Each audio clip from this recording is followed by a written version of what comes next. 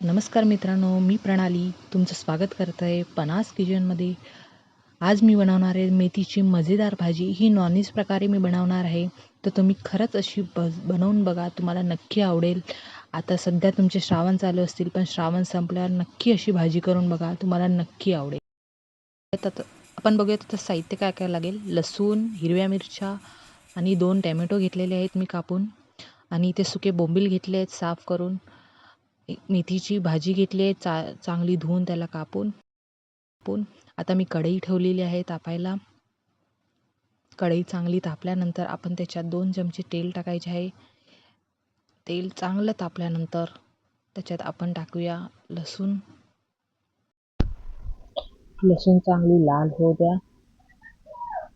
लसूण लाल होत आली की त्यात आपण टाकणार आहोत हिरव्या मिरच्या. त्या पण चांगल्या तळून घ्यायच्या. आता आपण त्याच्यात टाकूया टॅमॅटो. टॅमॅटो चांगलं परतून घेऊया. आता टाकूया त्याच्यात हळद, धना पावडर, गरम मसाला. चांगलं मिक्स करून घेऊया मसाल्यांना. आणि आता आपण टाकणार आहोत चिरून घेतलेली मेथीची भाजी.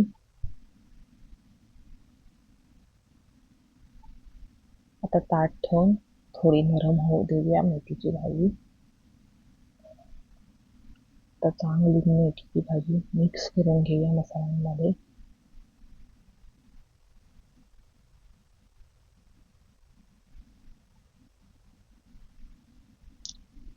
आता परत ताट ठेवून तिला शिजू देऊया चांगली.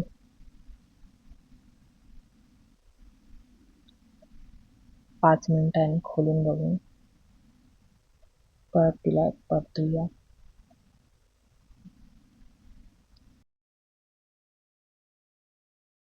आता एका साईडला आपण कढई ठेवून त्याच्यात तेल टाकून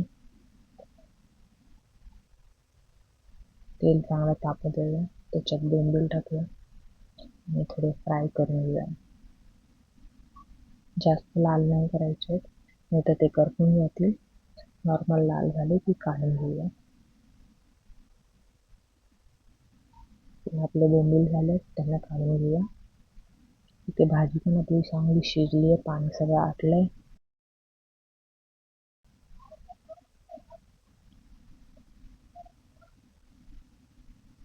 आपले फ्राय केलेले बोंबील टाकूया.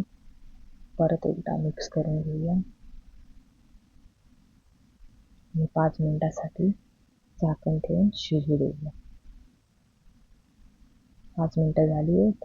भाजी चांगली शिजली आहे, पाणी पण सगळं आटलंय. आता आपण ह्याच्यात टाकूया चवीपुरता मीठ. मीठ आधी नाही टाकायचं, कारण मेथीला पाणी सुटतं, त्यामुळे तुम्ही लास्ट टाका. आधी टाकलात तर पाणी खूप सुटेल आणि त्यामुळे चव इथं निघून जाते मेथीच्या भाजीची. तर तुम्ही लास्टला टाकलात तर खूप चांगलं होईल. आता आपली तयार झालेली आहे मेथीची भाजी. तुम्ही हिला कशी खाऊ शकता, चपातीसोबत खा, भाकरीसोबत खा, इतकी छान लागते. अशा प्रकारे बनवून खा, तुम्हाला नक्की आवडेल. आणि मला कमेंटमध्ये नक्की सांगा तुम्हाला कशी वाटली ही मेथीची नॉनव्हेज प्रकारे भाजी.